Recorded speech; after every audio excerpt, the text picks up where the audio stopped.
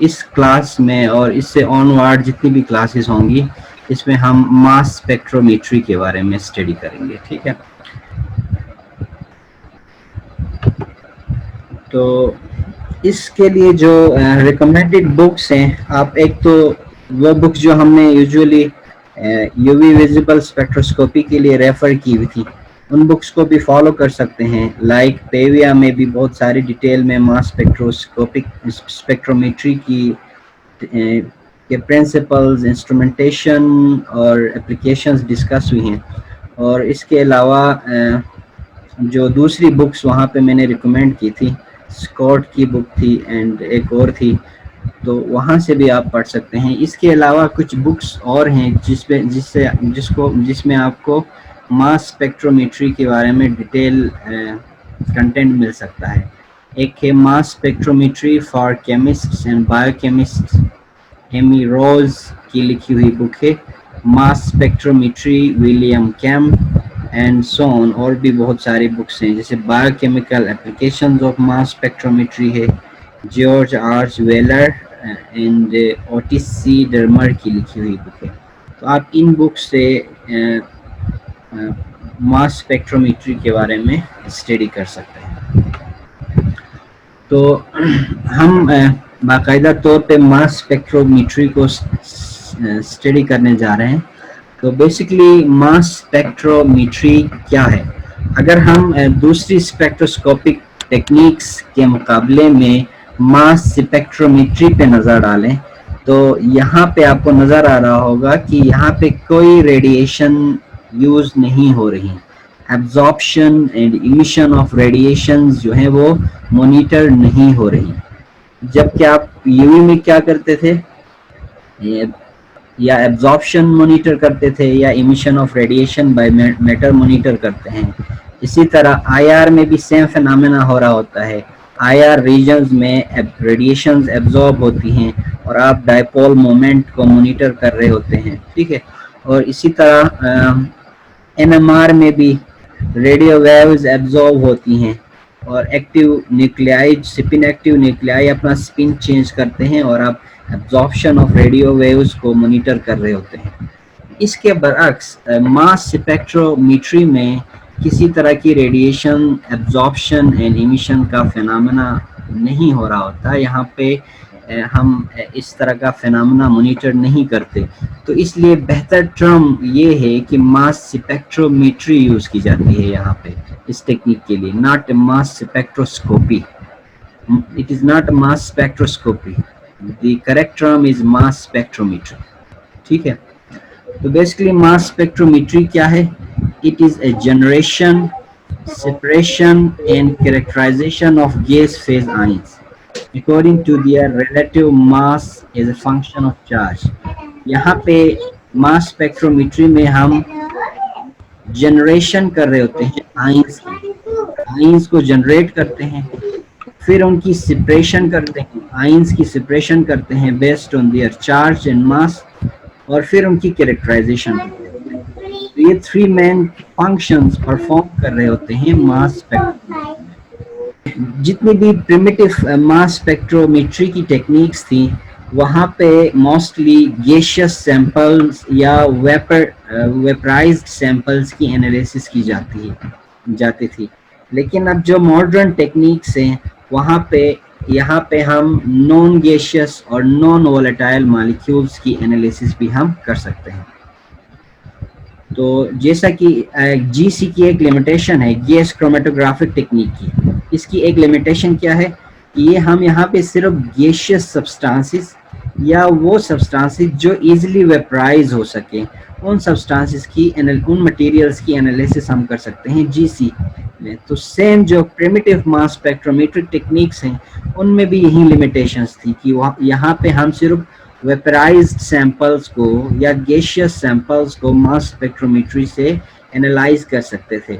लेकिन modern techniques, जो modern mass spectrometric techniques हैं, इनकी मदद से हम नॉन वोलेटाइल मॉलिक्यूल्स जैसे और larger molecules like protein, nucleotides की एनालिसिस करेक्टली कर सकते हैं।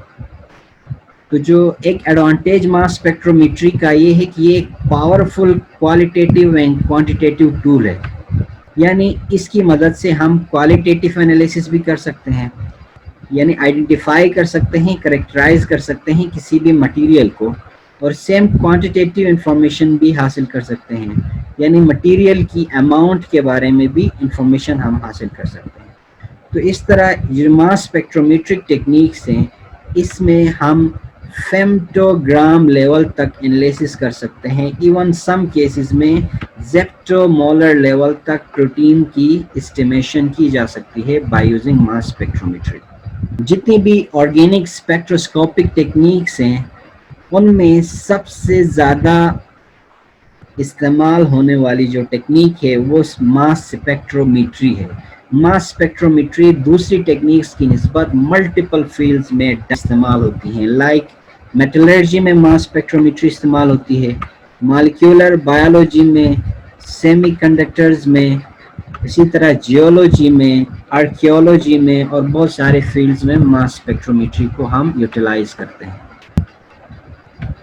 अब बेसिकली जो मास स्पेक्ट्रोमेट्रिक टेक्निक है, इसमें आप लोग क्या कर रहे होते हैं, सैंपल किसी भी मटेरियल का मॉलिक्यूलर मास मालूम करते हैं और उसकी स्ट्रक्चर के बारे में इंफॉर्मेशन गेन करते हैं, यानी उसकी कैरेक्टराइजेशन करते हैं या कोई क्वालिटेटिव या क्वांटिटेटिव इंफॉर्मेशन ऑब्टेन कर रहे होते हैं।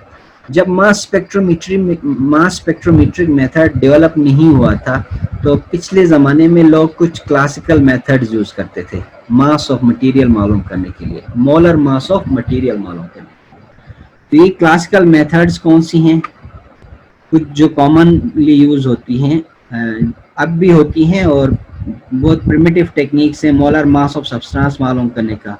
एक है वेपर डेंसिटी मेथड, एक और टेक्निक है क्रायोस्कोपी मेथड, और इसी तरह वेपर प्रेशर ऑस्मोमेट्री। ये कुछ कॉमन क्लासिकल मेथड्स हैं जिनकी मदद से मोलर मास ऑफ सब्सटेंस मालूम किया जा सकता है। तो इसमें वेपर डेंसिटी मेथड क्या है? वेपर डेंसिटी मेथड में usually known volume of gas is weight at known temperature.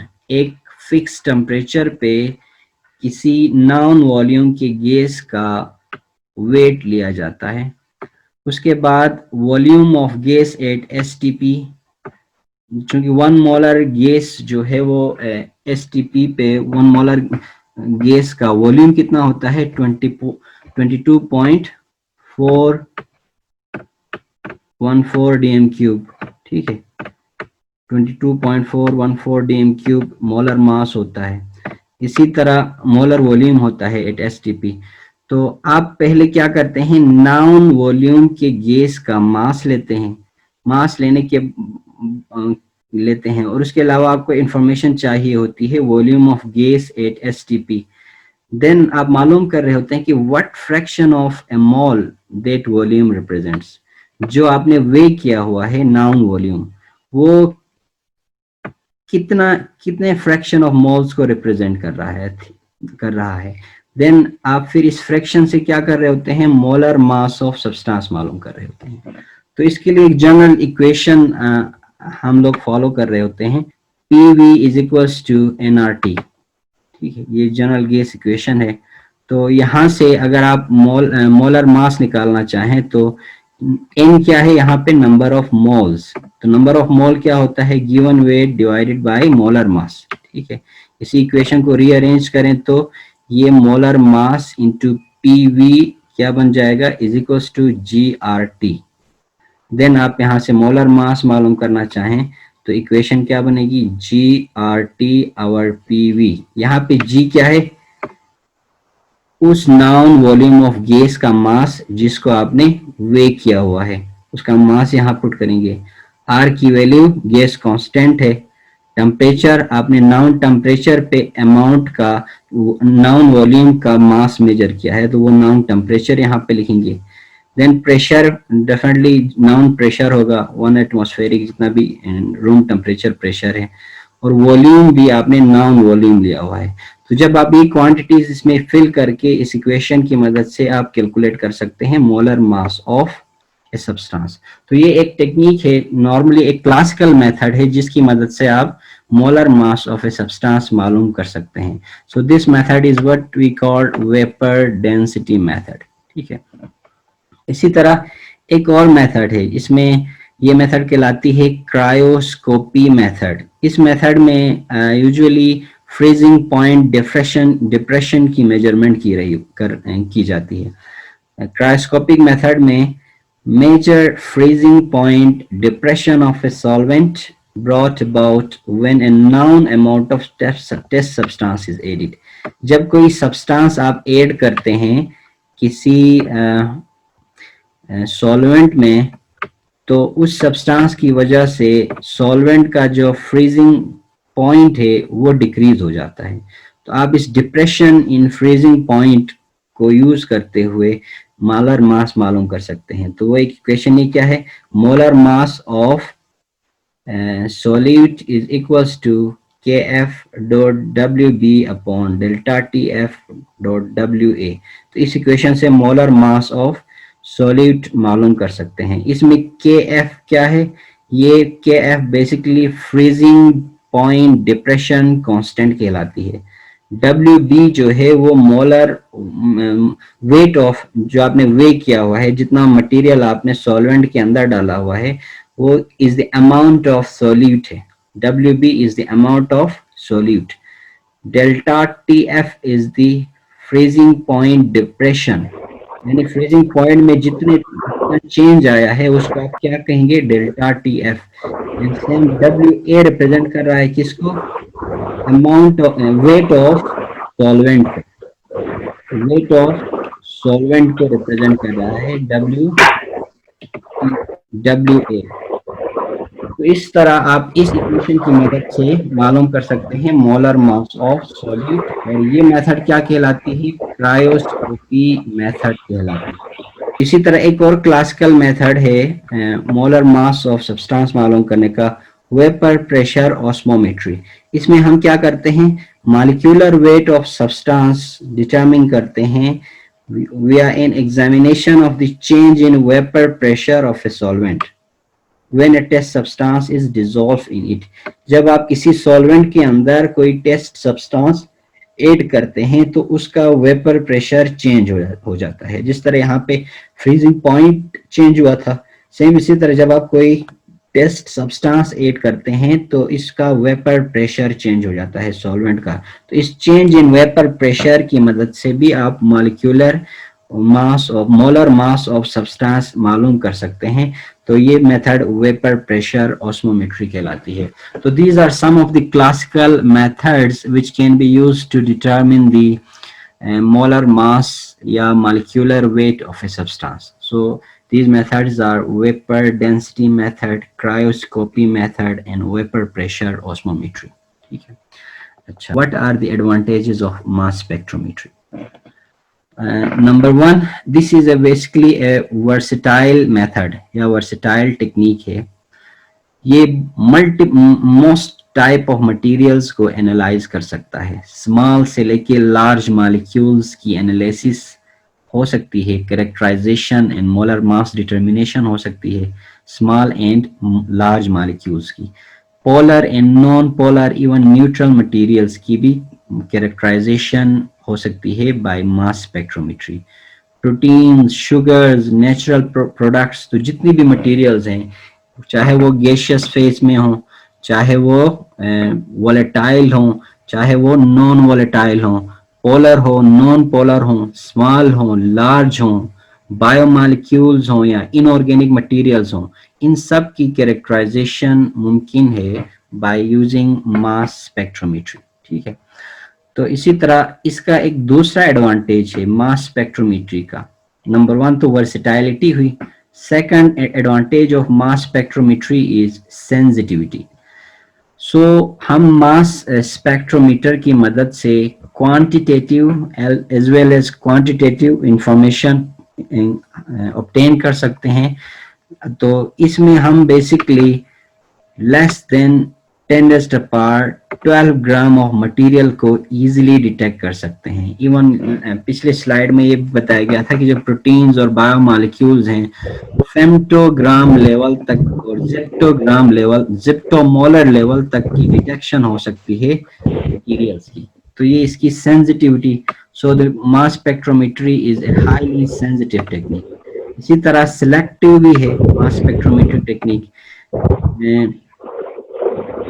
हम मास स्पेक्ट्रोमेट्री की मदद से स्पेसिफिक कंपोनेंट्स, मिक्सचर, कोई मिक्सचर मौजूद है उसके अंदर मल्टीपल कंपोनेंट्स मौजूद होंगे, तो उन कंपोनेंट्स की डिटेक्शन भी कर सकते हैं selectively by using mass spectrometry. अच्छा, फॉर एग्जांपल ब्लड के अंदर बहुत सारे ड्रग मेटाबोलाइट्स मौजूद होंगे, आप इनको डिटेक्ट कर सकते हैं। इसी तरह इन्वायरमेंटल पोल्यूटेंट्स को डिटेक्ट कर सकते हैं। एयर सैंपल ले लें, ठीक है, या इन्वायरमेंटल कोई भी सैंपल लेके उसके अंदर पोल्यूटेंट्स की डिटेक्शन कर सकते हैं। क्रूड प्लांट एक्सट्रैक्ट्स की में एक्सट्रैक्ट के अंदर मौजूद जितने कंपाउंड्स हैं उनकी डिटेक्शन कर सकते हैं। अच्छा, इसी तरह प्रोटीन्स को डाइजेस्ट करने के बाद पेप्टाइड्स की डिटेक्शन कर सकते हैं। डेफिनेटली जब प्रोटीन डाइजेस्ट होगा तो वो डिफरेंट पेप्टाइड सेगमेंट्स में कन्वर्ट हो जाएंगे, तो आप उनको इजीली डिटेक्ट कर सकते हैं, सेलेक्टिवली डिटेक्ट कर सकते हैं। तो mass spectrometry is a highly selective technique as well. अच्छा, इसके अलावा इसका एक और एडवांटेज है कि it is a robust technique. इसकी स्पीड बहुत ही हाई होती है, यानी आप इजीली ऑपरेट कर सकते हैं इंस्ट्रूमेंट को, और ऑटोमेटेड मशीन होती है, इसकी मदद से एट ए टाइम आप मल्टीपल सैंपल्स को शॉर्ट टाइम में आप मल्टीपल सैंपल्स को रन कर सकते हैं। यानी पर डे आप तकरीबन सेवरल थाउजेंड ऑफ सैंपल्स को टेस्ट कर सकते हैं, और इवन विदाउट एनी ऑपरेटर आप ऑटोमेटेड मशीन यूज करेंगे, तो वहां पे सीक्वेंस में सैंपल्स रखेंगे, तो पर डे वो सैंपल्स ऑटोमेटिकली टेस्ट होते जाएंगे, आपने फीड किया हुआ होगा। इस जबकि जो दूसरी टेक्निक्स हैं वो स्लो मेथड्स हैं। लाइक अगर आप एक्सरे डायफ्रैक्शन की बात करें तो वो 2 से 4 घंटे, कुछ डेटा के लिए 1-2 दिन भी लग जाते हैं डेटा कलेक्शन में। तो सिर्फ हार्डली 5 से 6 सैंपल्स का डेटा कलेक्ट हो सकता है या एनालिसिस हो सकती है इन XRD, ठीक है। इसके मुकाबले में NMR में भी तकरीबन अगर कार्बन 13 की बात करें तो उसके लिए नंबर ऑफ स्कैन्स बहुत ज़्यादा रिक्वायर्ड होते हैं, और अमाउंट ऑफ सैंपल बहुत ज़्यादा अमाउंट रिक्वायर होता है इसकी निस्बत, तो उसमें भी ज़्यादा टाइम लग जाता है। जबकि ये मास स्पेक्ट्रोमेट्री जो है वो इसकी जो स्पीड है ये बहुत ही हाई स्पीड होती है as compare to other methods. अच्छा, तो ये कुछ एडवांटेजेस थी मास स्पेक्ट्रोमेट्री की। क्या थी कि it's versatile, sensitive, selective and it has high speed performance. अच्छा, तो बेसिकली अगर हम मास स्पेक्ट्रोमीटर की बात करें, मास स्पेक्ट्रोमीटर, तो स्पेक्ट्रोस्कोपी, मास स्पेक्ट्रोमेट्री डिस्कस करने से पहले हम एक आउटलुक लेते हैं मास स्पेक्ट्रोमीटर का। तो मास स्पेक्ट्रोमीटर के कुछ मेजर फंक्शंस हैं, तो वो फंक्शंस क्या हैं?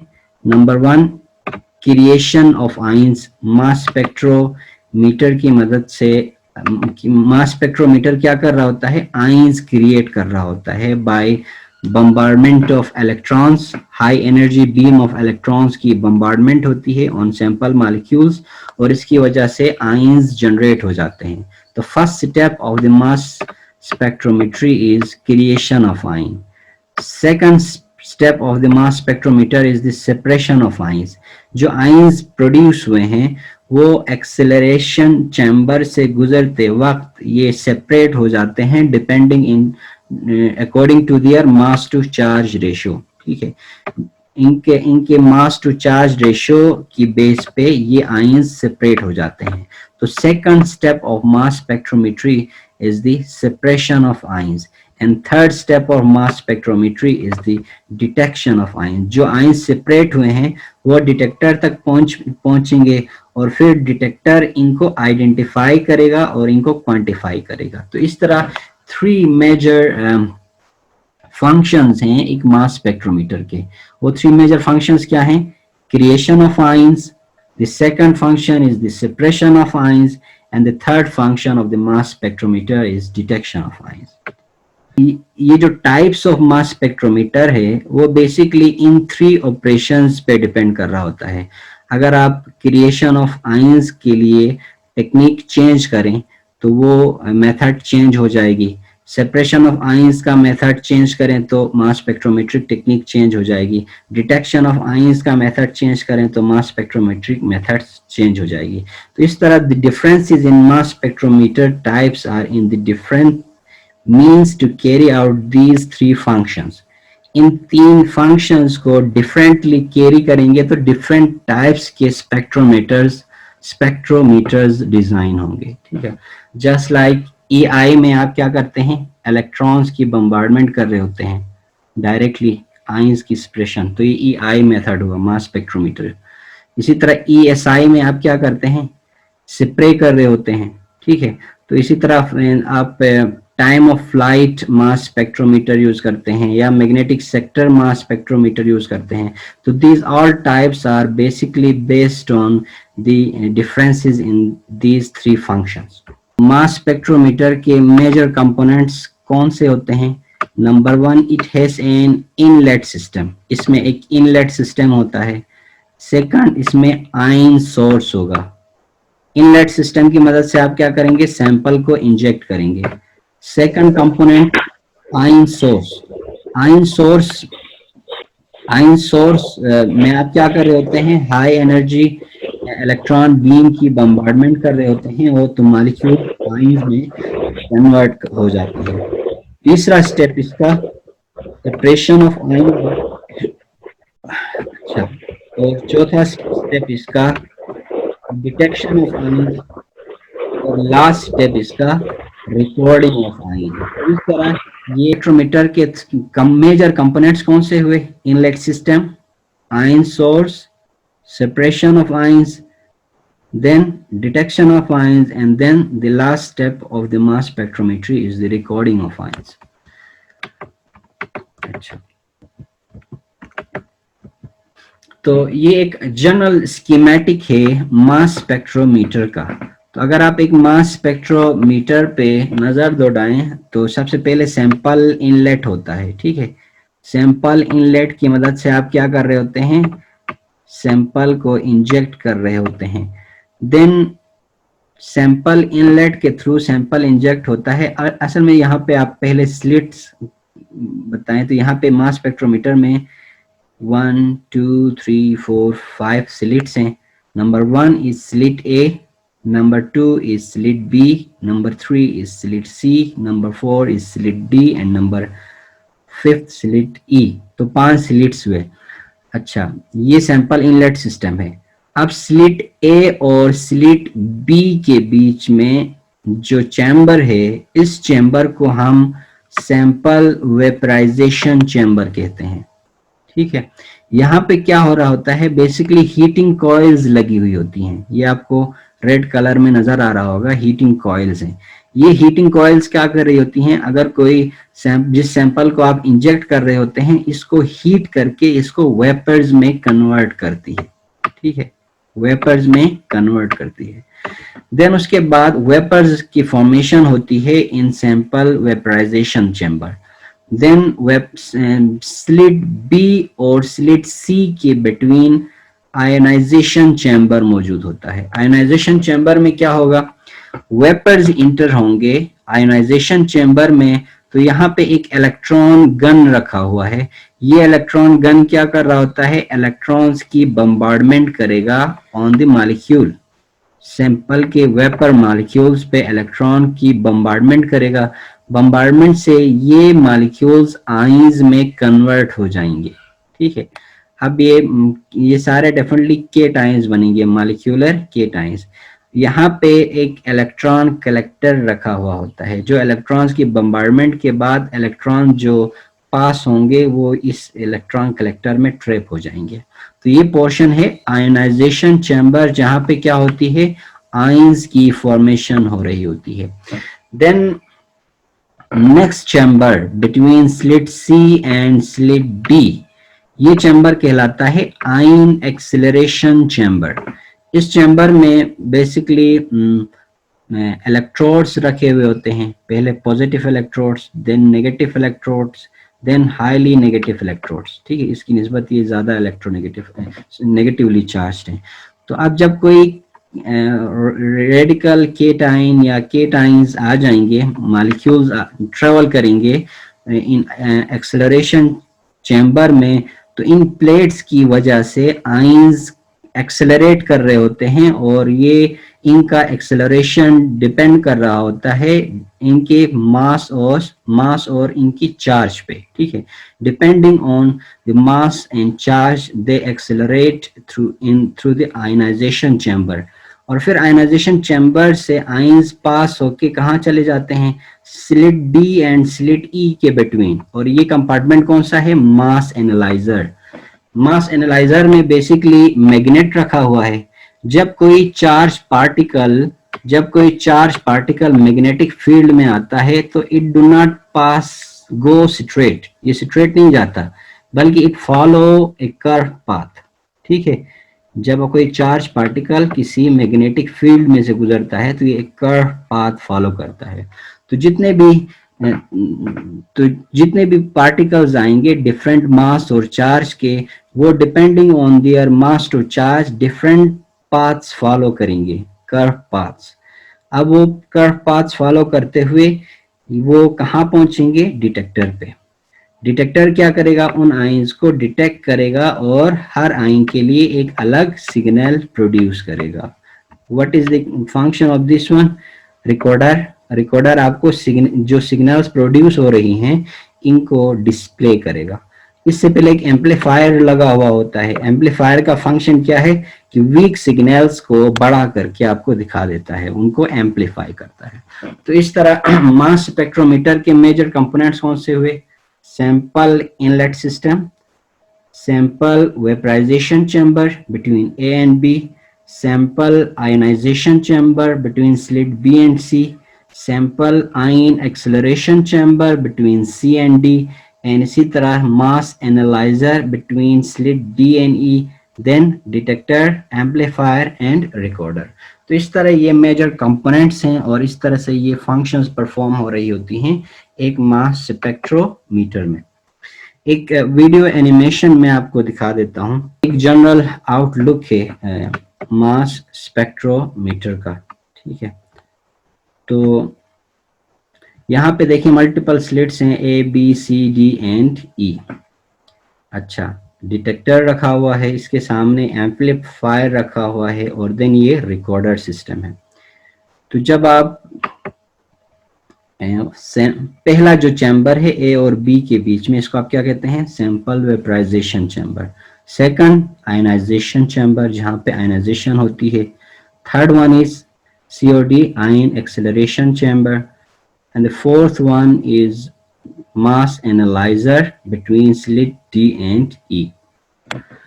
अच्छा, तो जो वेपराइजेशन चैम्बर होता है यहाँ पे हीटिंग कॉइल्स लगी हुई होती हैं जो क्या कर रहा होता है, सैंपल को वेपराइज कर रहा होता है। आयनाइजेशन चैम्बर में इलेक्ट्रॉन गन होता है और दूसरी साइड पे इलेक्ट्रॉन कलेक्टर होता है। और तो इस पार्ट में क्या होता है, बेसिकली आयनाइजेशन होती है, जबकि एक्सेलरेशन चैम्बर में डिफरेंट टाइप्स के इलेक्ट्रोड्स लगे हुए होते हैं, positive, negative and more negative electroplates. और मास एनालाइजर में एक मैग्नेट लगा हुआ होता है, मैग्नेट। ये मैग्नेट क्या करता है, मैग्नेटिक फील्ड प्रोड्यूस करता है। ठीक है, तो इस तरह जब आप सैंपल को इंजेक्ट करते हैं, for example this one is our sample, अब हमने इंजेक्ट किया तो सबसे पहले ये वेपराइजेशन चैम्बर में आके वेपराइज होगा। ठीक है, वेपराइज होने के बाद इसके वेपर्स जो हैं, मॉलिक्यूल्स जो हैं वो आयनाइजेशन चैम्बर में जाएंगे। अब इस पे ऊपर इन आयनाइजेशन चैम्बर में जाने के बाद इस पे इलेक्ट्रॉन गन से इलेक्ट्रॉन्स की बम्बार्डमेंट होगी और ये कन्वर्ट हो जाएगा मॉलिक्यूलर आयन में या रेडिकल केटाइन में। ठीक है, अब मल्टीपल पॉसिबिलिटीज हैं, क्योंकि यहाँ इलेक्ट्रॉन की बम्बार्डमेंट से ये मॉलिक्यूलर रेडिकल केटाइन भी बन सकता है, या फिर इस मॉलिक्यूल के फ्रेगमेंट्स भी बन सकते हैं, क्योंकि यहाँ पे जो एनर्जी यूटिलाइज हो रही है, ये देखें, ये एनर्जी इलेक्ट्रॉन गन की जो आयनाइजेशन पोटेंशियल है वो 10 इलेक्ट्रॉन वोल्ट्स होती है तकरीबन। तो ये एनर्जी इतनी ज्यादा है कि ये बाज मॉलिक्यूल्स को फ्रेगमेंट्स में कन्वर्ट करता है, तोड़ देता है, कुछ बड़े फ्रेगमेंट्स, कुछ छोटे फ्रेगमेंट, और सबसे बड़ा मॉलिक्यूलर आयन होगा। अब ये आयन जो है वो मास आयन एक्सेलरेशन चैम्बर में से पास होते हुए पास होंगे, तो जो हेवियर मास वाले आयंस हैं वो फास्ट ट्रेवल करेंगे, जो लाइटर पार्टिकल्स हैं वो स्लो ट्रेवल करेंगे। अब जब ये मास एनालाइजर में आएंगे तो ये डिफरेंट पाथ फॉलो करेंगे, वो सिर्फ सीक्वेंस में एक साथ नहीं आएंगे, पाथ इनका डिफरेंट होगा। So they follow a radius in a circle. ठीक है, वो एक कर्व पाथ फॉलो करेंगे। तो जो पाथ ऑफ लार्जर पार्टिकल्स है वो स्मॉल होता है, और पाथ ऑफ स्मॉल पार्टिकल्स वो शॉर्ट होता है। इस तरह डिटेक्टर पे लार्जर पार्टिकल्स पहले पहुंचेंगे और स्मॉलर पार्टिकल्स बाद में पहुंचेंगे। तो इस तरह मास स्पेक्ट्रोमीटर में, रिकॉर्डर में, हमें सबसे पहले सबसे हेवियर मास डिटेक्ट होगा, देन उसके बाद लाइटर मास, एंड देन उसके बाद सबसे आखिर में जो सबसे लाइटर होगा वो डिटेक्ट होगा। तो डिटेक्टर पे सबसे पहले कौन सी आयन पहुंचेंगी जिसका मॉलिक्यूलर मास ज्यादा होगा, वो यानी हेवियर आयंस पहले पहुंचेंगे डिटेक्टर पे, और लाइटर आयंस बाद में पहुंचेंगे। तो ये एक ओवरऑल स्कीमेटिक था मास स्पेक्ट्रोमीटर का। तो इसमें बेसिकली मास स्पेक्ट्रोमेट्री में हम कंपाउंड या सैंपल को प्रोवाइड इन गैसियस या वेपर फेज में लाने के बाद हाई वोल्टेज सप्लाई करते हैं या इलेक्ट्रिक करंट सप्लाई करते हैं। तो ये सब मॉलिक्यूल्स जो हैं वो इलेक्ट्रॉन्स लूज कर रहे होते हैं और पॉजिटिवली चार्ज्ड आयंस में कन्वर्ट हो जाते हैं। अब ये पॉजिटिवली चार्ज्ड आयंस एक्सेलरेट होते हैं एक्सेलरेशन चैम्बर में, and they deflected from the electric and magnetic fields. Acceleration chamber then mass analyzer में ये डिफरेंट इलेक्ट्रिक फील्ड्स और मैग्नेटिक फील्ड से डिफ्लेक्ट होते हैं और डिफरेंट रेडियस ऑफ कर्वेचर को फॉलो करते हुए ये डिटेक्टर पे पहुंच जाते हैं। तो डिटेक्टर क्या कर रहा होता है, इन आयंस को डिटेक्ट कर रहा होता है और फिर डिटेक्टेड आयंस को हम रिकॉर्ड कर रहे होते हैं in the form of spectrum on A recorder. ठीक है, तो इस तरह ये जनरल प्रिंसिपल था मास स्पेक्ट्रोमीट्री का। तो एक मास स्पेक्ट्रोमीटर में बेसिकली क्या हो रही होती है, mass spectrometer beam of cation को जनरेट कर रहा होता है, यानी generation of cation, disperses the beam, फिर according to mass to charge ratio, mass to charge ratio की बेस पे इन आयंस को डिस्पर्स कर रहा होता है। Number third, detect and record the values of the relative masses and abundances of these ions.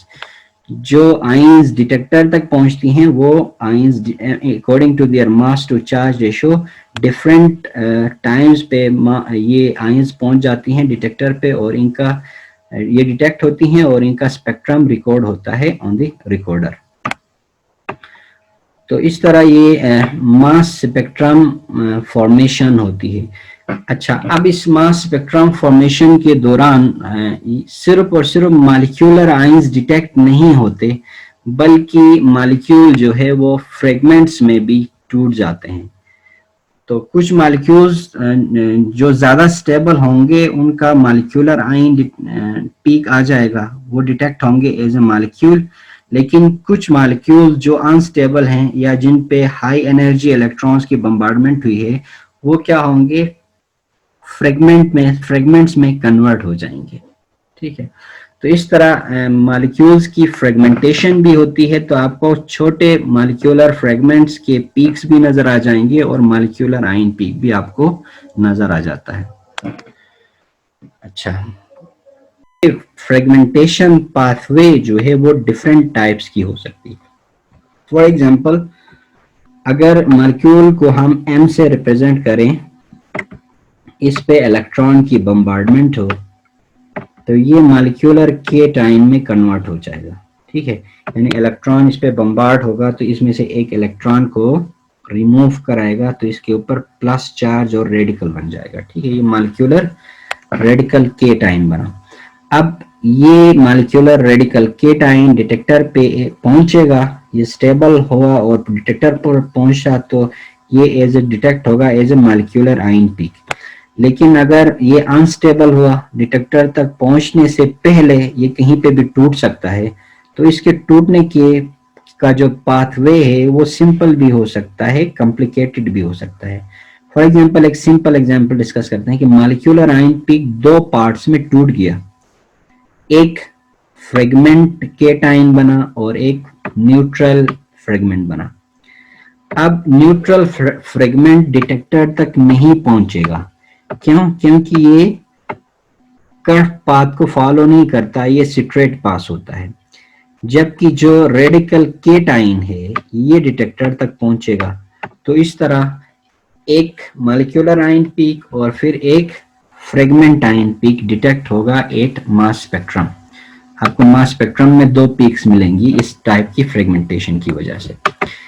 अच्छा, इसी तरह और भी टाइप्स की फ्रेगमेंटेशन पाथवे, वो एक सिंपल सा पाथवे था। अब pathway of fragmentation multiple steps में भी हो सकता है। फॉर एग्जांपल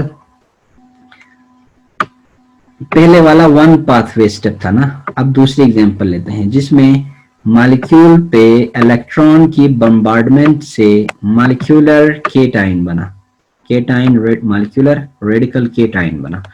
अब ये रेडिकल केटाइन दो पार्ट्स में स्प्लिट हुआ, टूट गया अनस्टेबल होने की वजह से। एक न्यूट्रल भी बन सकता है और फिर एक रेडिकल केटाइन भी बन सकता है। अच्छा, पहले केस में क्या बना था? पहले केस में देखें यहाँ पे रेडिकल के मॉलिक्यूलर रेडिकल केटाइन से एक केटाइन फ्रेगमेंट और रेडिकल फ्रेगमेंट बना था। इस तरह की फ्रेगमेंटेशन भी हो सकती है, या फिर ये भी हो सकता है कि रेडिकल केटाइन से एक रेडिकल केटाइन फ्रेगमेंट बने और एक न्यूट्रल स्पीशी बने। रेडिकल और न्यूट्रल फ्रेगमेंट्स डिटेक्ट नहीं होंगे मास स्पेक्ट्रोमीटर में, लेकिन केटाइंस और रेडिकल केटाइंस दोनों डिटेक्ट हो जाते हैं, डिटेक्टर तक पहुंच पाते हैं। इसी तरह ये दोनों जो एग्जांपल्स थी वो वन स्टेप पाथवे थी। अब दूसरी एग्जांपल लेते हैं जिसमें मॉलिक्यूलर आयन पीक से एक फ्रेगमेंट आयन एक रेडिकल फ्रेगमेंट और एक केटाइन बना। पहली पाथवे, ये रेडिकल केटाइन दोबारा से टूट गया और एक और न्यूट्रल फ्रेगमेंट इसमें से निकला और दूसरा क्या बना? रेडिकल केटाइन बी बना।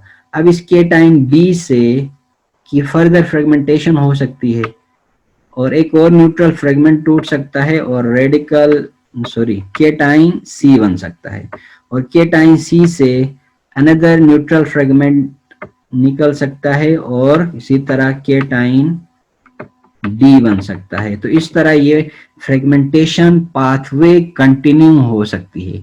अगर फ्रेगमेंटेशन पाथवे सिंपल होगी तो आपके पास सिंपल स्पेक्ट्रम आपको मिलेगा, यानी पहली वाली केस में दो पीक्स आपको मिलेंगी, एक मॉलिक्यूलर आयन पीक और एक फ्रेगमेंट पीक।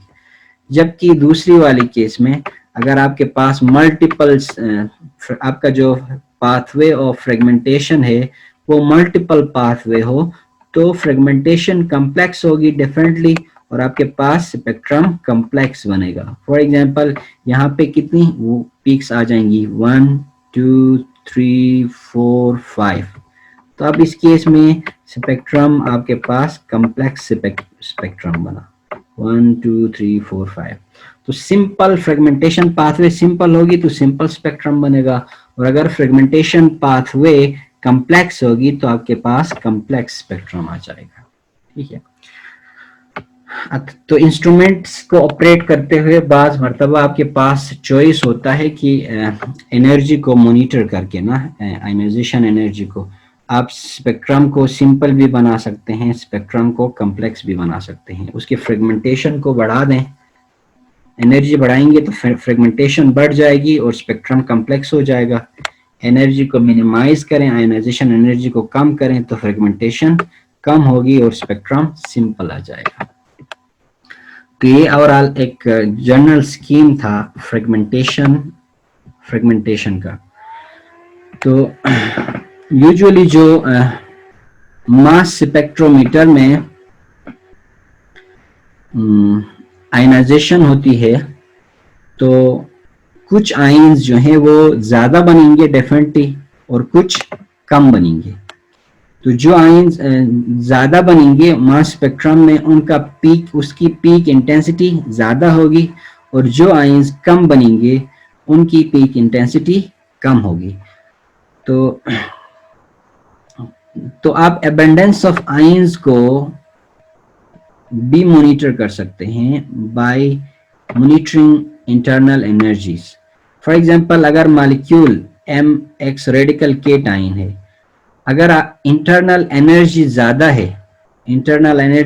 है यानी आपने हाई एनर्जी बम्बार्डमेंट की हुई है, मॉलिक्यूल्स को अनस्टेबल किया हुआ है, तो फ्रेगमेंटेशन होगी डेफिनेटली A+, B+, C+ में। तो इस केस में आपके पास कॉम्प्लेक्स स्पेक्ट्रम आ जाएगा। लेकिन अगर इनसफिशिएंट इंटरनल एनर्जी है तो फ्रेगमेंटेशन या कम होगी या नहीं होगी। अगर आपने इनसफिशिएंट इंटरनल एनर्जी रखा हुआ है तो आपके पास सिर्फ मॉलिक्यूलर आयन पीक आ सकता है और कोई फ्रेगमेंट नहीं बन सकता है, ये पॉसिबिलिटी भी हो सकती है। तो एक सिंपल सा स्पेक्ट्रम आएगा जिसमें सिर्फ एक ही पीक होगा, वो पीक मॉलिक्यूलर आयन का होगा। ठीक है,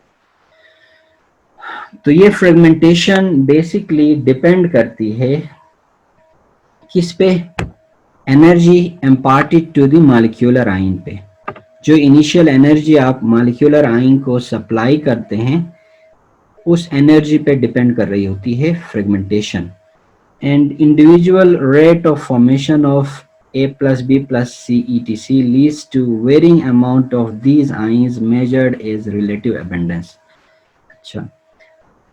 अच्छा, किस आयन की बनने के चांसेस ज्यादा हैं? जो आयन ज्यादा स्टेबल होगा डेफिनेटली वो ज्यादा बनेगा। तो इस तरह रिलेटिव अबंडेंस जो है वो इनिशियल एनर्जी पे भी डिपेंड करती है और इसी तरह स्टेबिलिटी ऑफ आयंस पे भी डिपेंड कर रही होती है।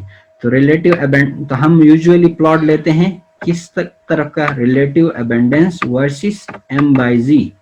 तो यहाँ पे आपको बहुत सारे पीक्स बन रहे होंगे। अब किस पीक की इंटेंसिटी ज्यादा होनी चाहिए, किसकी कम होनी चाहिए, ये डिपेंड करता है कि कौन से आयन ज्यादा बने हैं और वो आयंस जो है वो डिटेक्टर तक कौन से आयंस ज्यादा पहुंचे हैं। तो जिन आयंस को डिटेक्टर ने ज्यादा डिटेक्ट किया होगा उनकी इंटेंसिटी ज्यादा होगी, और जो डिटेक्टर तक जो आयंस कम पहुंचेंगे उनकी इंटेंसिटी कम होगी। तो इसको हम क्या कहते हैं, रिलेटिव अबंडेंस। और ये रिलेटिव अबंडेंस डिपेंड करती है initial energy imparted to the molecular ion as well as the rate of formation of fragment ions। इस तरह हमने ये कहा कि fragmentation basically depends on amount of internal energy originally imparted to the molecular ion। fragmentation किस पे depend करती है, amount of internal energy originally imparted to the molecular ion। जो molecular ion को हमने एनर्जी सप्लाई की है उस पे डिपेंड करती है फ्रेगमेंटेशन। अगर आपने ज्यादा एनर्जी सप्लाई की हुई है तो फ्रेगमेंटेशन ज्यादा होगी, कम एनर्जी सप्लाई की हुई है तो फ्रेगमेंटेशन कम होगी, इनसफिशिएंट एनर्जी सप्लाई की हुई है तो कोई फ्रेगमेंटेशन नहीं होगी।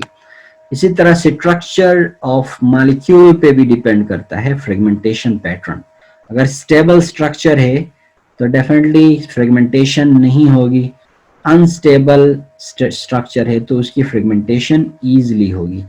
और थर्ड फैक्टर जो फ्रेगमेंटेशन पे इफेक्ट करता है वो क्या है, time allowed between ion formation and detection. अब आयंस मॉलिक्यूलर आयन के टाइम बनने के बाद वो डिटेक्टर तक आने तक एक टाइम लेगा डेफिनेटली। अगर आप उस टाइम को इंक्रीज करेंगे तो फ्रेगमेंटेशन के चांसेस बढ़ जाएंगे, और अगर आप टाइम को डिक्रीज करेंगे तो फ्रेगमेंटेशन के चांसेस कम फ्रेगमेंटेशन होगी। मास स्पेक्ट्रम जो है वो की अपीयरेंस जो है वो डिपेंड कर रही होती है फ्रेगमेंटेशन पैटर्न पे, एनर्जीज पे और टाइम पे।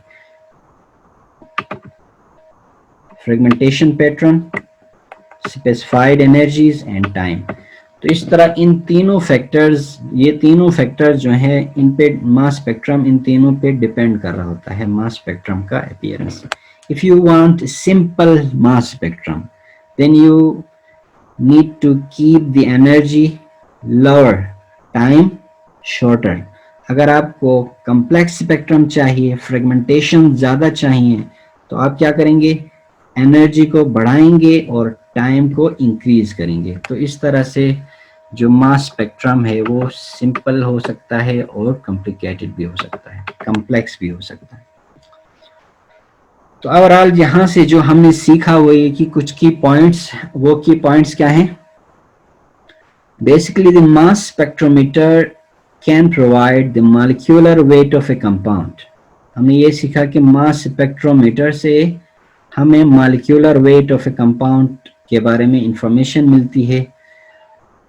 अच्छा, usually the highest value m by z peak is molecular ion peak. जो सबसे हाईएस्ट वैल्यू पीक होती है इसको हम मॉलिक्यूलर आयन पीक कहते हैं। और इसी तरह मास स्पेक्ट्रम के अंदर मॉलिक्यूल्स की फ्रेगमेंटेशन भी होती है, और मास स्पेक्ट्रम में आपको सम फ्रेगमेंट्स भी नजर आ रहे होते हैं। तो मोस्ट अबंडेंट फ्रेगमेंट जो होगा, यानी जो फ्रेगमेंट सबसे ज्यादा बनेगा, वो उसकी पीक इंटेंसिटी सबसे ज्यादा होगी और उसको हम क्या कहेंगे, बेस पीक कहेंगे। ठीक है, अच्छा हम एक एग्जाम्पल लेते हैं कि किस तरह से मास स्पेक्ट्रोमीटर जो है वो बेसिकली डिटेक्ट कर रहा होता है मास ऑफ मॉलिक्यूल को। क्या मास spectrometer directly mass of ion को डिटेक्ट करता है या इनडायरेक्टली मास ऑफ आयन को डिटेक्ट करता है? ये अभी इस स्लाइड में हम देखेंगे।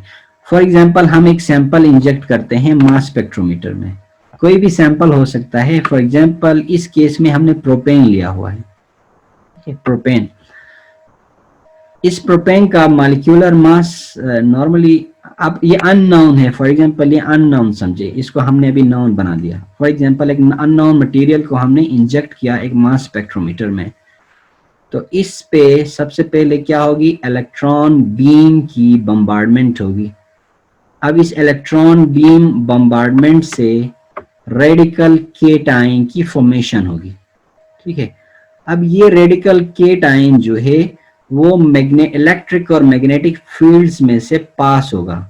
पास होते हुए चूंकि ये रेडिकल केटाइन है तो ये स्ट्रेट ट्रेवल नहीं करेगा, ये क्या करेगा, कर्व पाथ फॉलो करेगा। ठीक है, जब कोई चार्ज पार्टिकल मैग्नेटिक फील्ड में से गुजरता है तो वो डिफ्लेक्ट हो जाता है, कर्व पाथ फॉलो करता है, और इस कर्व पाथ का एक खास रेडियस होता है। उस रेडियस को हम रिप्रेजेंट करते हैं आर से, और इसको हम क्या कहते हैं, रेडियस ऑफ कर्वेचर। इसका मतलब ये हुआ कि बेसिकली डिटेक्टर रेडियस को डिटेक्ट कर रहा है, not detecting the mass to charge ratio. अब अगर कोई दूसरा आयन आएगा तो वो डिफरेंट रेडियस ऑफ कर्वेचर होगी उसकी, और कोई दूसरा आयन आएगा तो उसका रेडियस ऑफ कर्वेचर डिफरेंट होगा। तो ये बेसिकली डिटेक्टर क्या कर रहा होता है, रेडियस ऑफ कर्वेचर को डिटेक्ट करता है। सारे आयंस का रेडियस ऑफ कर्वेचर सेम नहीं होता। The radius of curvature depends on the mass and charge of the molecule. तो इस तरह अब ये रेडियस हम बेसिकली क्या कर रहे होते हैं, मास ऑफ स्पेक्ट्रोमीटर क्या कर रहा होता है, डिटेक्ट कर रहा होता है रेडियस ऑफ कर्वेचर को। अब इस रेडियस ऑफ कर्वेचर से हमें मास टू चार्ज रेशियो बताता है। वो कैसे, इसको हम समझ सकते हैं फिजिक्स की मदद से। तो आप लोगों ने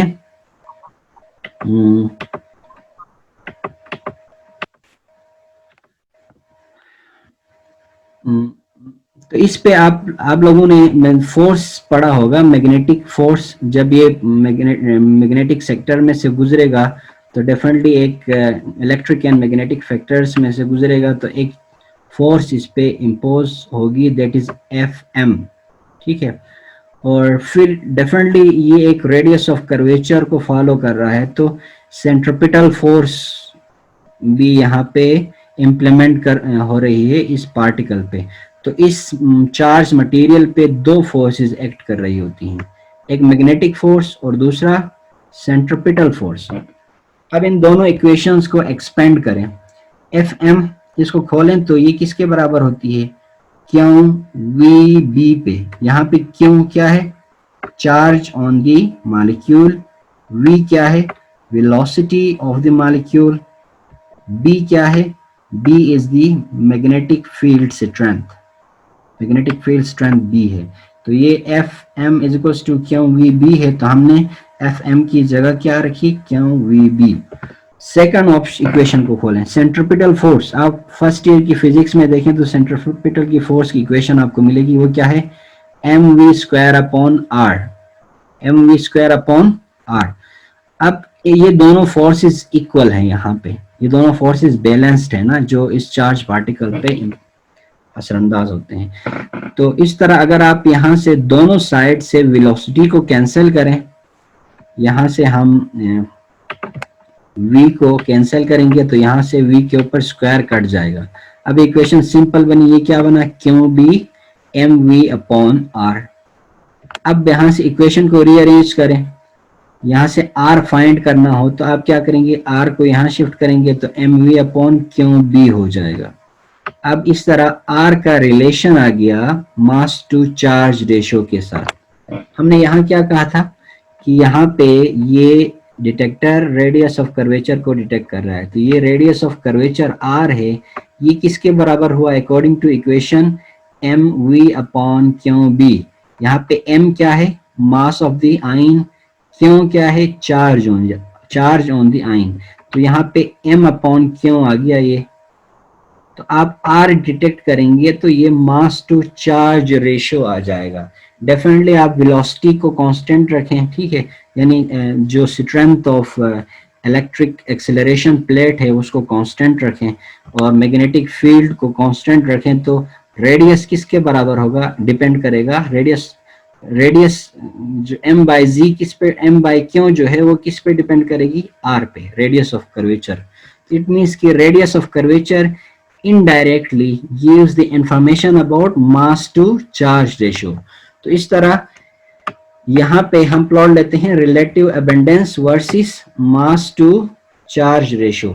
तो यहाँ पे हम रेडियस डिटेक्ट करते हैं, वो रेडियस बेसिकली है क्या, m by Q, physically equal है किसके, m बाई क्यू के। तो रेडियस ऑफ कर्वेचर डिटेक्ट होगा और ये radius of curvature mass to charge ratio के बराबर होगा, ठीक है।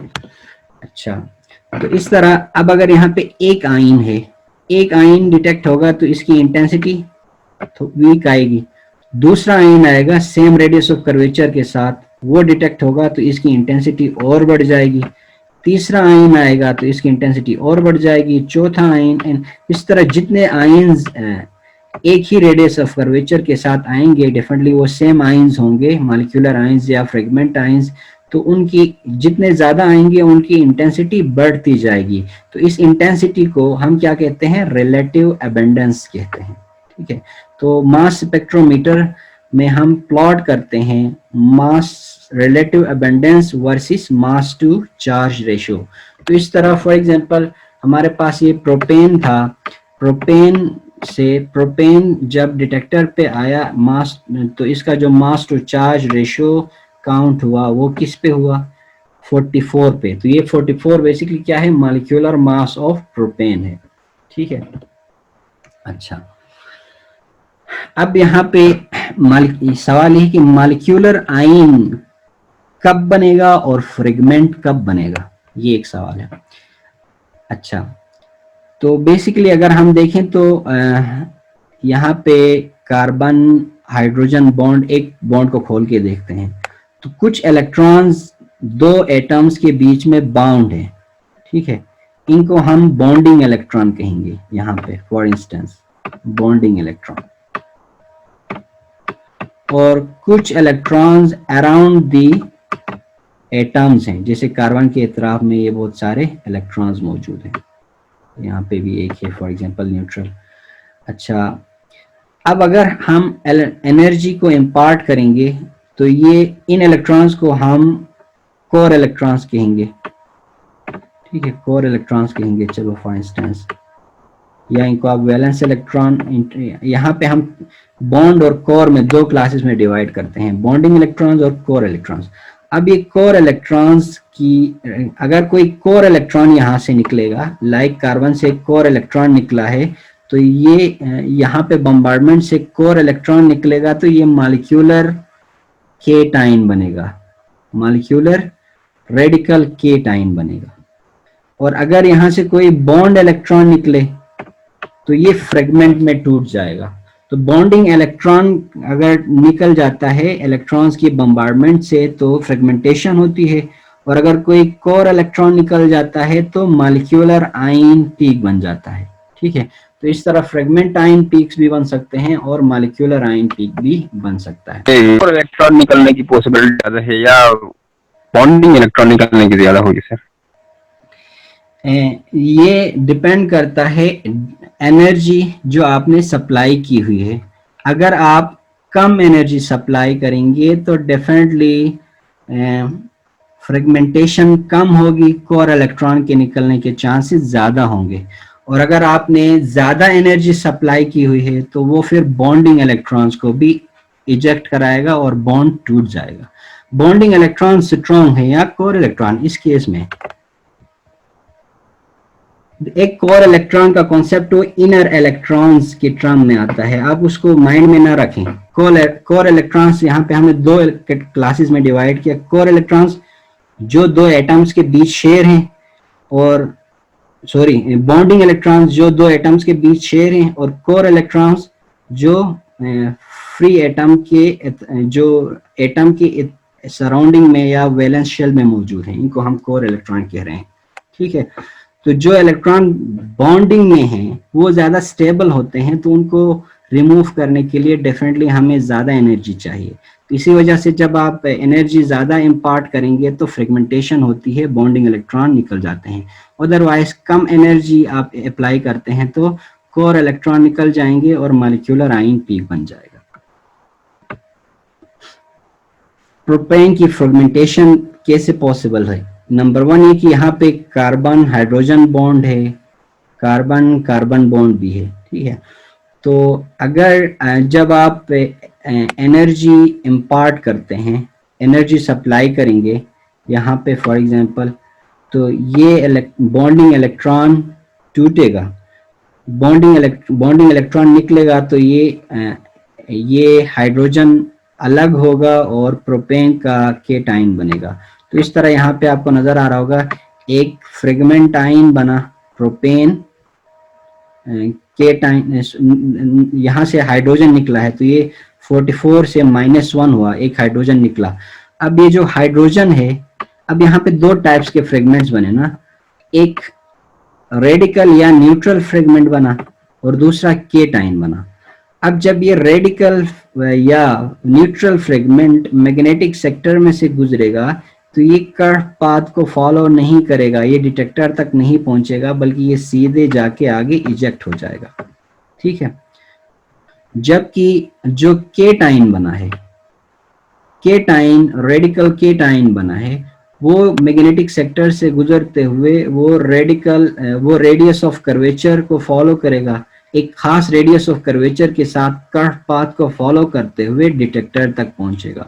तो इस तरह डिटेक्टर क्या करेगा, इन आयंस को डिटेक्ट करेगा। तो इस तरह यहाँ पे हमने पॉसिबल फ्रेगमेंटेशन क्या थी, एक पॉसिबिलिटी ये कि हमने सिर्फ मॉलिक्यूलर रेडिकल केटाइन बनाया था। रेडिकल केटाइन कैसे बना था, जब सिर्फ कोर इलेक्ट्रॉन यहाँ से इजेक्ट हुए थे तो इससे रेडिकल केटाइन बना था, और इसका पीक कहाँ पे आया था, 44 पे। अब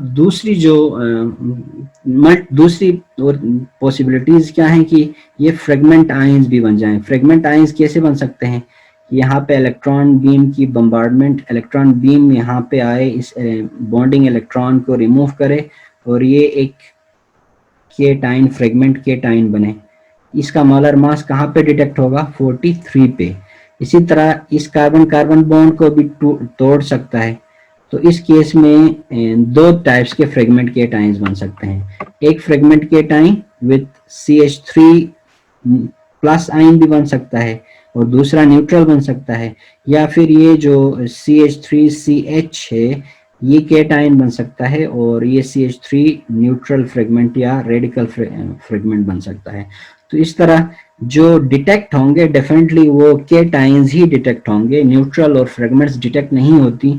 तो हमारे पास एक मॉलिक्यूलर आयन पीक 44, दूसरा 43 पे ये 3 कार्बन वाला आयन, और 28 पे 2 कार्बन वाला आयन, और इसी तरह 15 पे मिथाइल का पीक आ जाएगा इसी तरह यहाँ पे ना। तो इस तरह अब यहाँ पे इस कंपाउंड से, इस मॉलिक्यूल से कि मास स्पेक्ट्रम में को जब आपने प्लॉट किया relative abundance versus mass to charge ratio, तो आपके पास टोटल कितने आयंस आए? 1 2, कितने पीक्स आ गए? 1 2 3 4 पीक्स। जो पहला पीक होगा जो कि हाईएस्ट m/g वैल्यू पे है 44 पे, इसको आप क्या कहेंगे? Molecular ion peak. जबकि इसको आप M+ से रिप्रेजेंट भी करते हैं मॉलिक्यूलर आयन पीक को। This one is molecular ion peak. जो रिमेनिंग पीक्स हैं वो क्या कहलाएंगे? फ्रेगमेंट आयन पीक्स, क्योंकि वो फ्रेगमेंट्स की वजह से आया है, ये होता है फ्रेगमेंट आयन पीक। तो हमेशा अगर कहीं पे कोई आइसोटोपिक पीक ना हो तो हमेशा मॉलिक्यूलर आयन पीक की जो m/g वैल्यू होती है वो हाईएस्ट होती है। अगर आप इसको राइट साइड कहें तो राइट साइड पे जो फर्स्ट पीक होगी वो हमेशा मॉलिक्यूलर आयन पीक होगी, if you will neglect the isotopic peaks. इसी तरह इसके अलावा फ्रेगमेंट आयंस पीक्स भी होती हैं।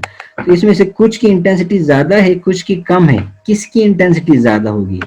जो आयन सबसे ज्यादा स्टेबल होगा, जो डिटेक्टर तक जो आयन ज्यादा पहुंचेंगे उनकी इंटेंसिटी ज्यादा होगी, और जो आयन डिटेक्टर तक कम पहुंचेंगे उनकी इंटेंसिटी कम होगी। तो इस केस में किसकी इंटेंसिटी ज्यादा होनी चाहिए? अब यहाँ देखें, एक तो मॉलिक्यूलर केटाइन बन रहा था, ये भी प्राइमरी केटाइन कार्बोकेटाइन है। ये 43 वाला ये देखें तो ये सेकेंडरी कार्बोकेटाइन है। अच्छा, ये 28 वाला देखें तो ये भी प्राइमरी कार्बोकेटाइन है। अच्छा, इसी तरह ये भी लास्ट 15 वाला देखें तो ये प्राइमरी कार्बोकेटाइन। तो कौन सा ज्यादा स्टेबल होता है? Primary, secondary, tertiary? तो टर्शरी तो यहाँ है नहीं, तो प्राइमरी और सेकेंडरी को कंपेयर करें तो सेकेंडरी ज्यादा स्टेबल होता है। तो इस वजह से जो पीक है 43, इसकी इंटेंसिटी सबसे ज्यादा होगी। ठीक है, क्यों? क्योंकि ये सबसे ज्यादा स्टेबल फ्रेगमेंट है सेकेंडरी कार्बोकेटाइन होने की वजह से, और इसकी पीक इंटेंसिटी सबसे ज्यादा होगी, और इसको हम क्या कहेंगे? बेस पीक कहेंगे। तो इस तरह मॉलिक्यूलर आयन पीक्स भी होती हैं मास स्पेक्ट्रम में। बेस पीक किसे कहते हैं? जिसकी इंटेंसिटी सबसे ज्यादा हो उसको हम बेस पीक कहते हैं। इसके अलावा बहुत सारे फ्रेगमेंट आयन पीक्स बनते हैं। वो फ्रेगमेंट आयन पीक्स किस वजह से बनते हैं? Due to the formation of different types of fragments की वजह से। ठीक है, अच्छा।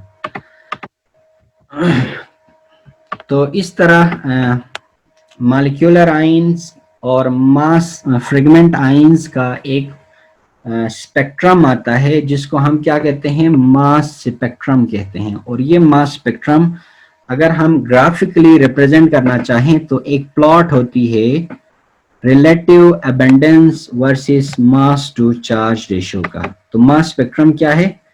Is basically a plot of normalized relative abundance of ions versus mass to charge ratio।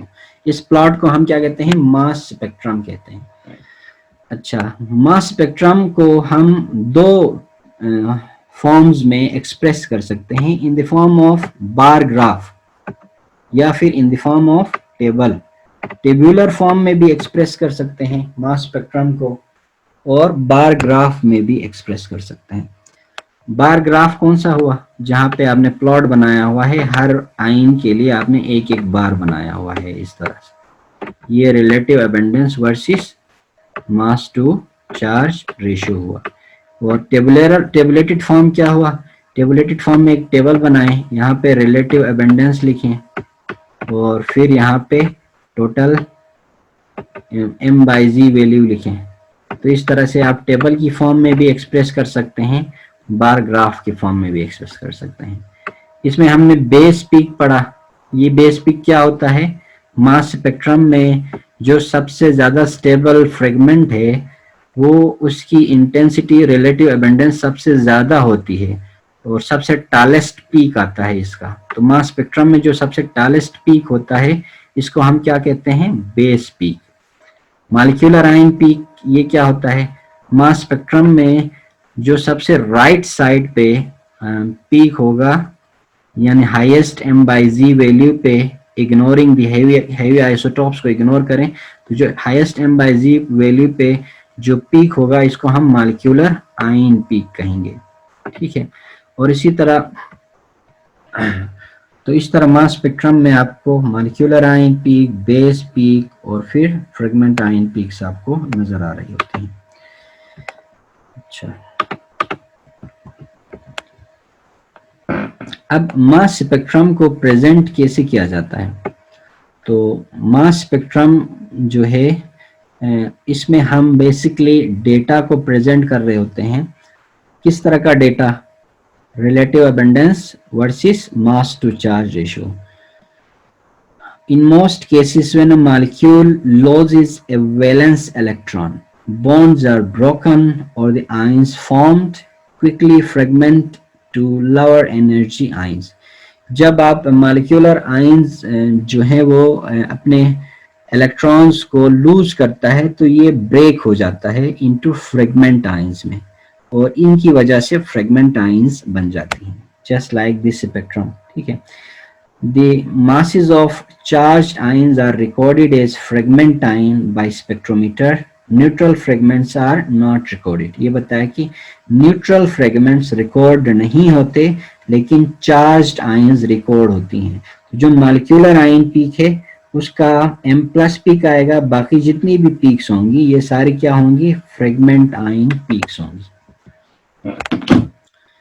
इनको हमने एक तो स्पेक्ट्रम के टर्म में एक्सप्रेस करना हो तो आप इसको यूं भी एक्सप्रेस कर सकते हैं, रिलेटिव अबंडेंस वर्सेस या relative intensity versus m by z plot, जैसा कि ये आ गया है, या फिर इसको टेबलेटेड फॉर्म में भी एक्सप्रेस कर सकते हैं। टेबलेटेड फॉर्म में क्या है, m by z versus relative abundance, percent relative abundance values आप टेबल में प्लॉट करें तो आपको यहाँ पे जिसका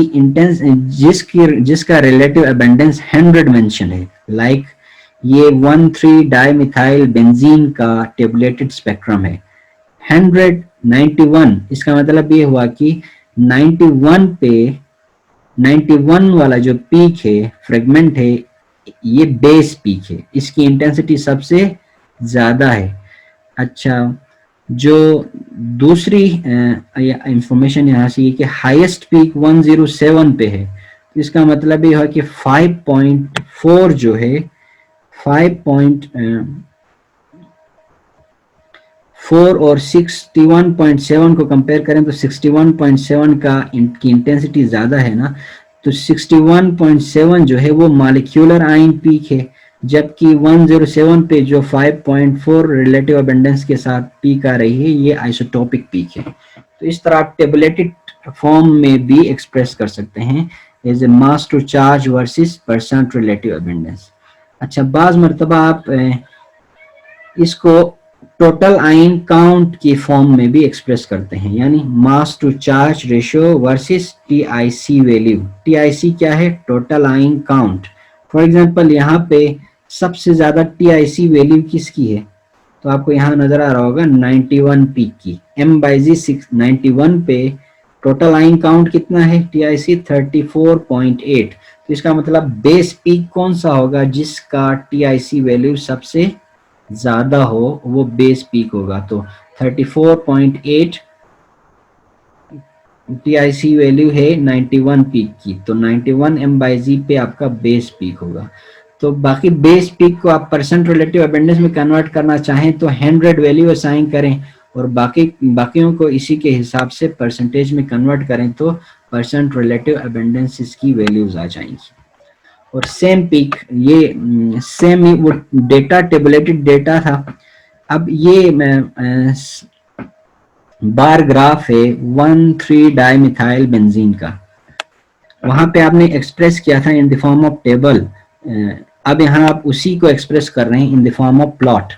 ये प्लॉट बना सकते हैं आप एक्सेल से, ओरिजिन से या किसी भी सॉफ्टवेयर से उस टेबल की मदद से। तो यहाँ पे आपको नजर आ रहा होगा सबसे हाईएस्ट पीक किसकी है, 91 की। तो बेस पीक कौन सा हुआ, 91। अब आपको और भी बहुत सारी पीक्स नजर आ रही होंगी, 77 पे, 106 पे। 106 पे पीक जो है वो किस वजह से है, मॉलिक्यूलर आयन पीक की वजह से। यहाँ पे एक और छोटा सा पीक नजर आ रहा होगा, ये M+1 आइसोटोपिक पीक है। ये आइसोटोपिक पीक्स किस वजह से आती हैं हम आगे क्लासेस में पढ़ेंगे, ठीक है। अच्छा, इसमें आपको ये मॉलिक्यूलर आयन पीक 106 पे है, ये तो मॉलिक्यूलर आयन पीक हो। 91 पे जो पीक है वो किस वजह से आया है, आप उन दोनों का डिफरेंस देखें तो ये 15 का डिफरेंस है। तो इसका मतलब ये हुआ कि इसमें से एक CH3 रिमूव हुआ है, ठीक है। अच्छा, 77 का डिफरेंस देखें तो 91 और 77 का डिफरेंस 14 है। तो इसका मतलब ये इस 91 से 14 यानी CH2 का लॉस भी 1,3 डाइमिथाइल बेंजीन को एज एग्जांपल लेते हुए हमने ये सीखा कि इसके मास स्पेक्ट्रम को, किसी भी मॉलिक्यूल के मास स्पेक्ट्रम को हम in terms of bar graph भी प्लॉट कर सकते हैं जैसा कि ये है, या फिर इन टर्म्स ऑफ टेबल भी प्लॉट कर सकते हैं जैसा कि हमने पिछला इसका टेबल दिखाया था। तो टेबल या तो relative abundance versus mass to charge table भी हो सकता है, या फिर total ion count versus mass to charge table भी हो सकता है। तो इस तरह ये मास स्पेक्ट्रम को डिस्प्ले करने के वेज हमने पढ़े। अब यहाँ पे देखें तो हमने जो मास टू चार्ज रेशियो लिया था वो m/q या m/z था ना। फॉर एग्जांपल किसी प्रोपेन की एग्जांपल ली थी, मास कितना था 44, चार्ज कितना था 1, तो m/z वैल्यू कितनी होगी 44। अगर इस पे डबल चार्ज आ जाए, अब इस केस में प्रोपेन पे पहले यहाँ क्या था, एक ही प्लस चार्ज था। अब इस एक प्रोपेन से इलेक्ट्रॉन्स इस तरह से निकले कि इस पे +2 चार्ज आ जाए किसी मॉलिक्यूल पे, तो अब इसका मॉलिक्यूलर मास क्या होगा, m की वैल्यू तो वही है 44 डिवाइडेड बाय z की वैल्यू कितनी है अभी 2, तो अब ये हो जाएगा 22, ठीक है। तो इस तरह मॉलिक्यूलर m/z वैल्यूज जो है वो तो इस तरह जब आप मास स्पेक्ट्रम लेते हैं तो बाज मर्तबा मल्टी चार्ज्ड आयंस बन जाते हैं।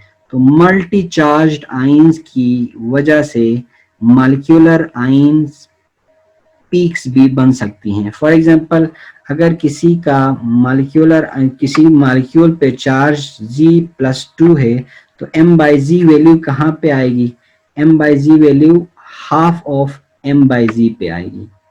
लाइक m/z प्रोपेन के लिए क्या था 44 पे, जब इसके ऊपर m+2 चार्ज आया तो m/z वैल्यू अब कहाँ पे आ गई 22 पे।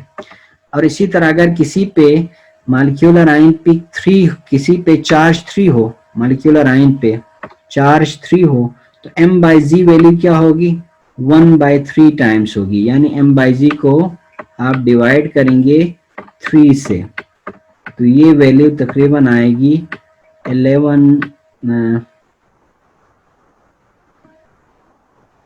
14 पॉइंट समथिंग पे।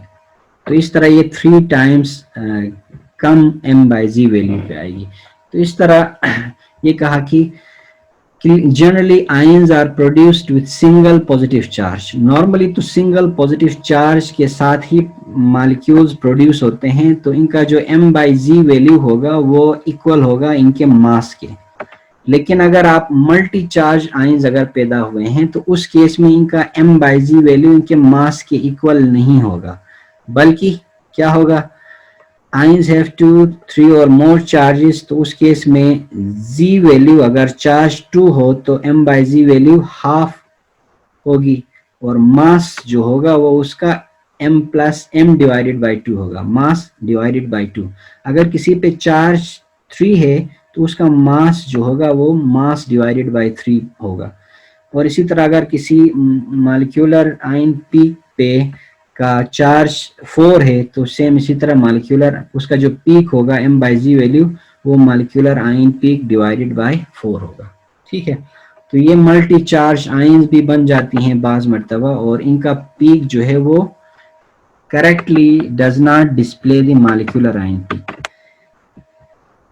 फॉर एग्जांपल यहाँ पे एग्जांपल ली हुई है, कुछ एक मास स्पेक्ट्रम डिस्प्ले किया गया है किसी कंपाउंड का, कॉम्प्लेक्स मॉलिक्यूल का, और यहाँ पे जो एस्टेरिक्स से रिप्रेजेंट किया गया है, कुछ पीक्स को एस्टेरिक्स के साथ रिप्रेजेंट किया गया है। ये एस्टेरिक्स से जो पीक्स को रिप्रेजेंट किया गया है ये बेसिकली मल्टी चार्ज्ड आयंस की वजह से ये पीक्स आ गई हैं।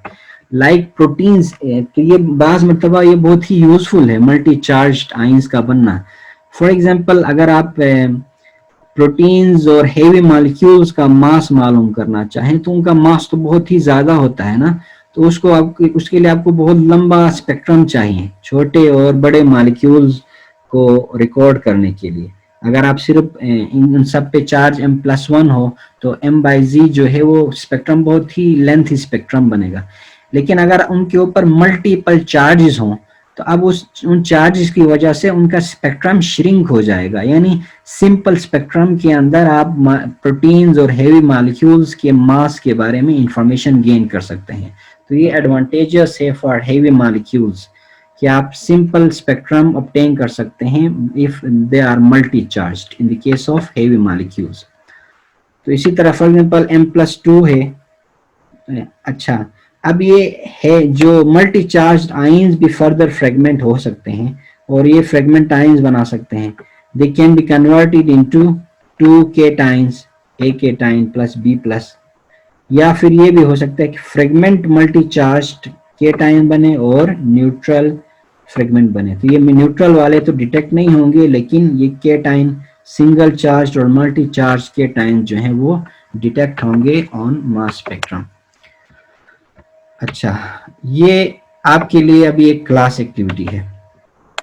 अपने माइक्रोफोन्स को ओपन करें और मुझे बताएं कि which spectrum below corresponds to pentane and which to 2-methyl butane। इनमें से कौन सा स्पेक्ट्रम पेंटेन का है और कौन सा स्पेक्ट्रम 2-methyl butane का है? 1 वाला जो है वो 2-methyl butane का है सर। सेकंड वाला 2-methyl butane का है। 2-methyl butane, 2-methyl butane का, ठीक है। और दूसरा पेंटेन का है। कैसे सर ये 57 पे जो पीक बन रही है ये पेंटेन में प्राइमरी कार्बोकेटाइन बन रहा है सर।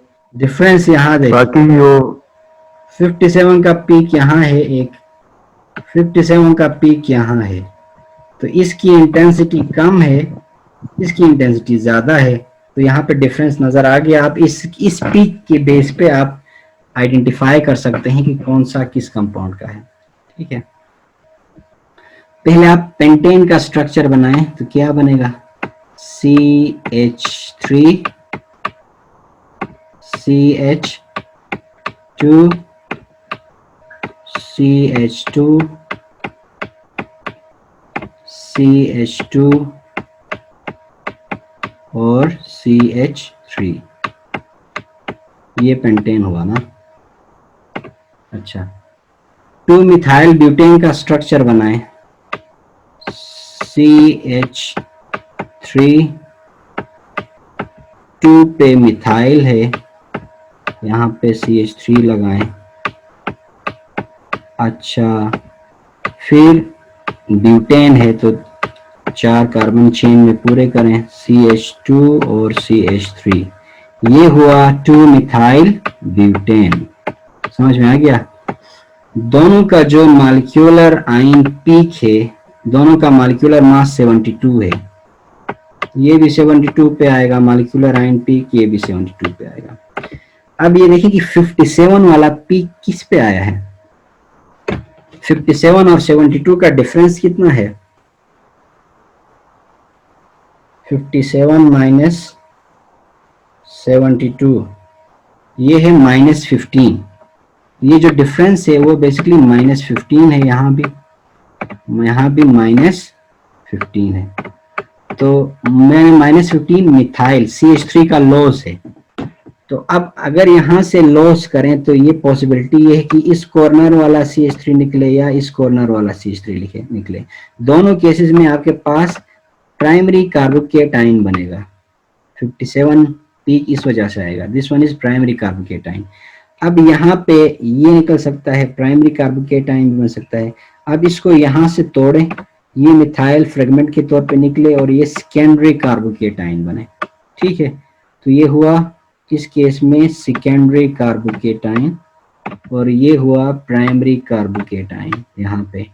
तो पेंटेन की केस में 57 जो है वो प्राइमरी कार्बोकेटाइन है और 2 मिथाइल ब्यूटेन की केस में 57 वाला पीक सेकेंडरी कार्बोकेटाइन है।